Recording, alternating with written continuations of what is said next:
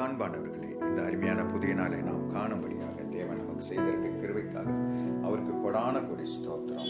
ஆகியால் தேவனுக்குள் அன்பான இந்த நாளில கூட நாம் தியானிக்க இருக்கிற வார்த்தை ஏசாயா 41 அதிகாரம் 10 வசனம். The book of Isaiah chapter 41 verse 10.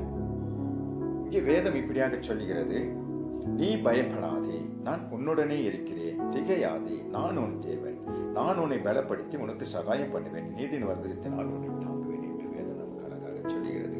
இந்த அருமையான வாக்குத்தத்த வார்த்தை தேவன் நமக்கு இந்த கால வேளையில் கொடுத்திருக்கிறார். தேவனுக்குள் அன்பானது, இன்றைக்கு எத்தனை பேர் பயத்தோடு வாழ்ந்து கொண்டிருக்கிறோம் யோசித்து பாருங்க.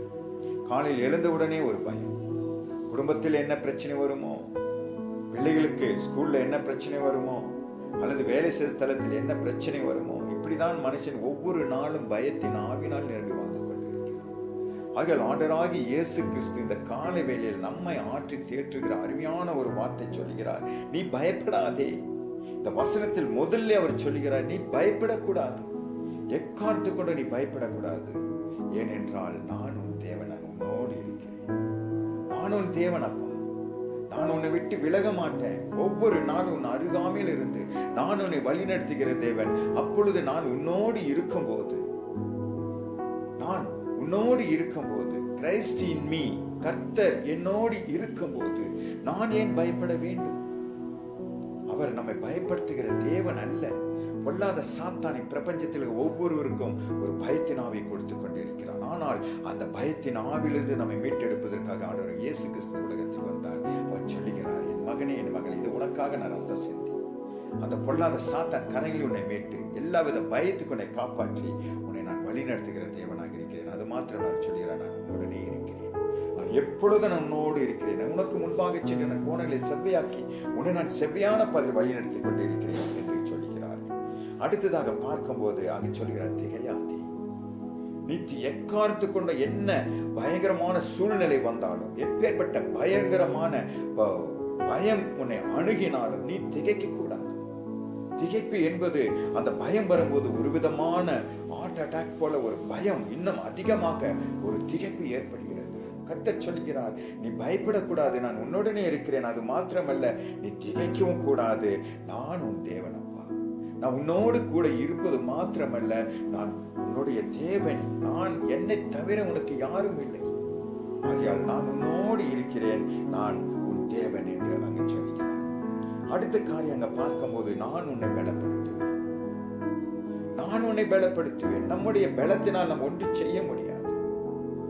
என் பலவீனத்திலே உன் பலன் பூரணமாய் விளங்கும் என்று சொன்னது போல் நம்முடைய சரீரம் பலவீனமானது, ஆவியோ உற்சாகம் உள்ளது.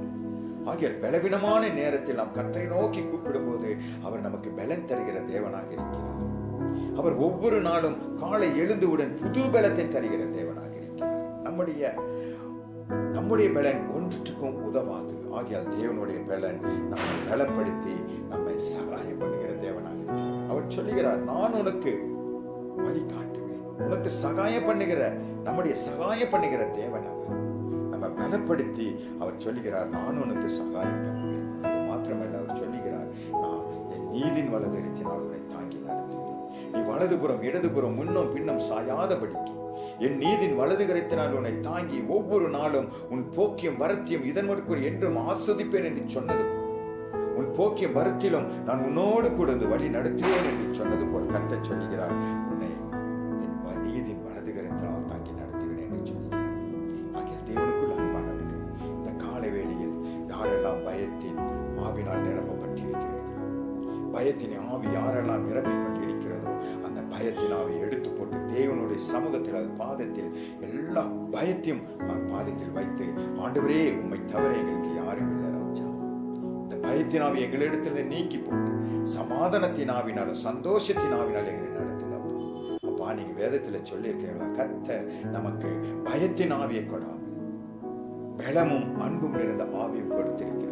ஆகையால் இந்த காலை வேளையில் யாரெல்லாம் பயத்தின் ஆவினால் நிரப்பப்பட்டிருக்கிறீர்கள், அந்த பயத்தின் ஆவியை எடுத்து போடுங்க. இந்த நாளில் உங்கள் கர்த்தர் உங்கள் உள்ளத்தில் இருக்கிற பயத்தின் ஆவியை எடுத்து போட்டு உங்களை பரிசுத்தாவியால் நிரப்பி இந்த நாள் முழுவதும் உங்களுக்கு சகாயம் செய்து தம்முடைய நீதியின் வலதுகரத்தினால் தாங்கி வழி நடத்துகிற தேவனாக இருக்கிறார். ஆகையால் இந்த வார்த்தை ஒவ்வொரு உள்ளத்தையும் தேற்றும். ஆகையால் இந்த வார்த்தையை நீங்கள் கேட்டு அதன்படி இந்த நாளில் உங்களுடைய வாழ்க்கை, உங்களுடைய பயணங்களை ஆரம்பிங்கள். தேவன் தாமே ஆசீர்வதிப்பார். கண்களை பிடிச்சு விருப்பமாக எங்களை அளவுக்கு அதிகமாக நேசிக்க நல்ல தோழனே. அப்பா, இது அருமையான இந்த காலை வேலைக்காக ஸ்தோத்திரம் ராஜா.